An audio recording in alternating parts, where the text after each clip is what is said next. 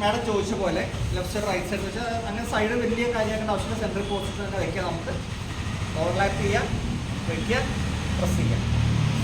മുട്ട് മടങ്ങരുത്. ഇത്ര ശ്രദ്ധിച്ചാൽ മതി. നല്ലപോലെ അങ്ങ് പ്രസ് ചെയ്യുക. അതൊരു 1 2 3 4 5 6 ഇങ്ങനെ പ്രസ് ചെയ്ത് പോയിക്കൊണ്ടിരിക്കുക. ഒരാൾ നമ്മളെ സഹായിക്കാനുണ്ടെങ്കിൽ ഒരു 6 7 പ്രസ് കഴിയുമ്പോൾ വേണമെങ്കിൽ മൗത്തിൽ ബ്രീതിങ് കൊടുക്കാം, ഒരു ഇത്തിരി ഓക്സിജൻ കൊടുക്കാം. ഇപ്പം എങ്ങനെ കൊടുക്കാൻ പറ്റുക? നമ്മളിപ്പം നമുക്ക് പരിചയമില്ലാത്ത ഒരാളാണ്, അറിയാത്ത ഒരാളാണ്, ഒരു ടവൽ വേണമെങ്കിൽ വായിലൂടെ വെച്ചിട്ട് നമ്മൾ ശ്വാസം വീട്ടി വലിച്ചിട്ട് ആ ടവലിൻ്റെ സപ്പോർട്ട് കൂടെ അതുകൂടി അകത്തേക്ക് ഊതി കൊടുക്കാം. നമ്മുടെ സ്വന്തം വീട്ടിൽ ആരെങ്കിലും ഇങ്ങനെ അത് നോക്കേണ്ട ആവശ്യമില്ല. Direct mouth to mouth breathing കൊടുക്കുക. നമ്മളിങ്ങനെ കണ്ടിന്യൂസ് ആയിട്ട് ചെയ്യാം. 1 2 3 മുട്ട് മടങ്ങരുത്. 4 ശക്തമായിട്ട് ചെയ്യുക. ഞങ്ങൾ ഇതൊക്കെ ചെയ്യുമ്പോൾ എല്ലാ കൊടിയുടെ സൗണ്ട് കേൾക്കാൻ പറ്റും. റിബ്സ് ഒക്കെ ഒടിയും. കാരണം ആ സമയത്ത് അതൊന്നും ഇഷ്യൂ അല്ല. റിബ്സ് ഒക്കെ തിരിച്ച് നമുക്ക് കിട്ടും, കുഴപ്പമില്ല, ഫിറ്റ് ചെയ്ത് വരും. പക്ഷേ നമ്മൾ ആ സമയത്ത് മാക്സിമം, കാരണം ഈ ഹാർട്ട് ഇത്രയും താഴേക്ക് പോകണം.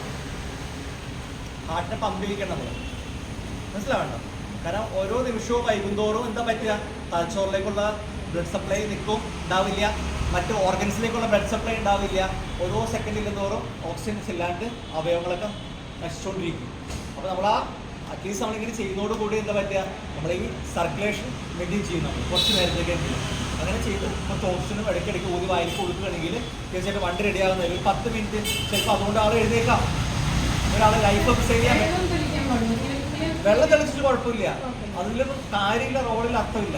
ഞാൻ നേരത്തെ പറഞ്ഞ സാധനം ചെയ്യേണ്ടത് വെള്ളം തെളിക്കുന്നേക്കാൾ ഇതാണ് ചെയ്യേണ്ടത്. ബോധം കെട്ടാണ് എഴുന്നേറ്റോളൂ. എഴുന്നേറ്റില്ലെങ്കിൽ നമുക്ക് CPR ചെയ്യണം. അത് കണ്ടിന്യൂ ചെയ്തുകൊണ്ടിരിക്കുക, നിർത്തരുത്. ആള് റിക്കവർ ആയില്ലെങ്കിൽ കൈവിടരുത്. 15 മിനിറ്റോളം നമുക്ക് കണ്ടിന്യൂ ചെയ്തുകൊണ്ടിരിക്കണം. നമുക്ക് ന്യൂ ബോൺ ഹോസ്പിറ്റലിൽ ജനിക്കുമ്പോൾ ഒരു കുഞ്ഞ് ജനിക്കുമ്പോൾ കരഞ്ഞിട്ടില്ലെങ്കിൽ നമ്മൾ CPR കണ്ടിന്യൂ ചെയ്തുകൊണ്ടിരിക്കും. നമ്മൾ കൈവിടില്ല. അരമണിക്കൂർ വരെ നമ്മൾ പോകാറുണ്ട്. അപ്പോൾ നിങ്ങൾ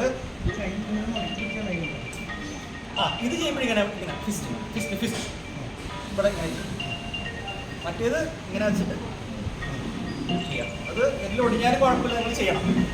പിന്നെ കാല് പൊക്കി വെച്ച് കിടത്താം. ബോധം കെട്ട ആളെ തലയണ വെച്ചിട്ട് ഫിറ്റ് ചെയ്ത് കിടത്തിയാൽ മതി.